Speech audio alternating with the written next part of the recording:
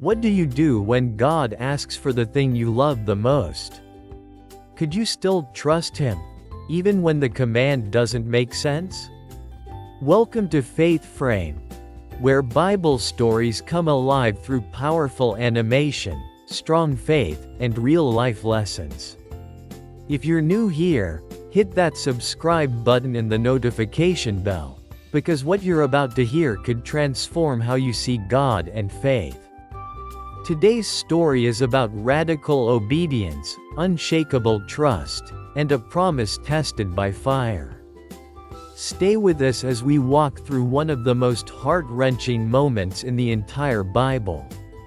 In the quiet lands of Canaan lived a man named Abraham, a man of great faith, a man who had left everything behind to follow the voice of God.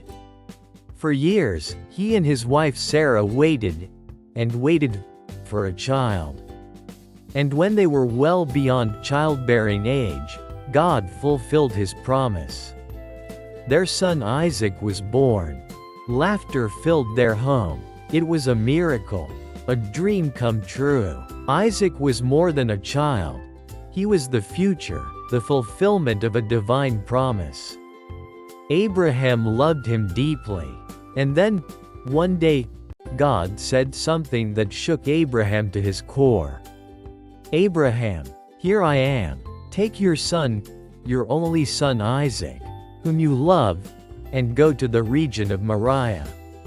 Sacrifice him there as a burnt offering on a mountain I will show you." What? Sacrifice Isaac, the child God had given him? Abraham didn't argue. He didn't delay. Early the next morning, he saddled his donkey, took 2 servants, and set out with Isaac, carrying firewood, flint, and faith. For 3 days, Abraham walked. 3 days, with the command of God pressing on his heart. Isaac, unaware, walked beside him. "Father, we have the fire and the wood, but where is the lamb for the burnt offering?" Abraham's voice trembled, but his heart held on.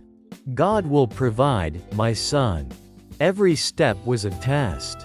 Every breath, a prayer. They reached the mountain. Abraham built an altar, arranged the wood, tied up his son, his only son, and laid him on the altar. Imagine that moment. The silence. Isaac's trusting eyes. Abraham raised the knife.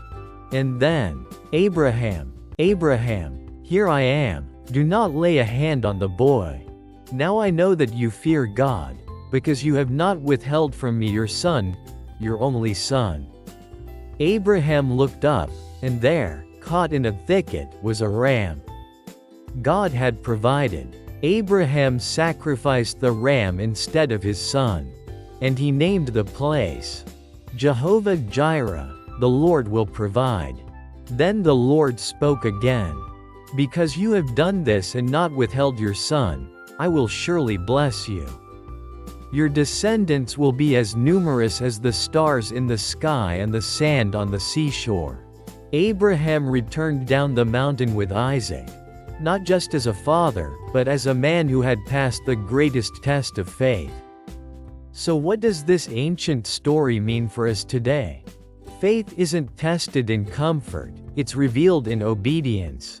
Abraham obeyed, not because it made sense, but because he trusted God's heart. God never desired Isaac's death. He wanted Abraham's heart. Sometimes God asks for the things we love most, not to take them, but to see if we trust Him more. Obedience opens the door to deeper blessings. Abraham's obedience didn't end in loss, it led to greater promises. God is still Jehovah Jireh. When we surrender, He provides in ways we never expected. Maybe you've been asked to give up something. A dream, a relationship, a comfort. Like Abraham, you may not understand why. But can you trust the one who made the promise? This story reminds us that God never fails. And even when He tests us, He always provides. You may be walking up your own, mountain. Right now, burdened and confused. But stay faithful. Because at the right time, you'll find a ram in the thicket. Thank you for watching this powerful story of obedience, trust, and God's faithfulness. If this touched your heart, don't forget to like, comment, and subscribe to Faith Frame, your home for emotionally rich, biblically accurate Bible animations.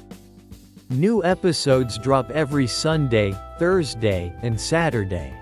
Tap the notification bell so you never miss a moment. This isn't just animation, this is faith in motion.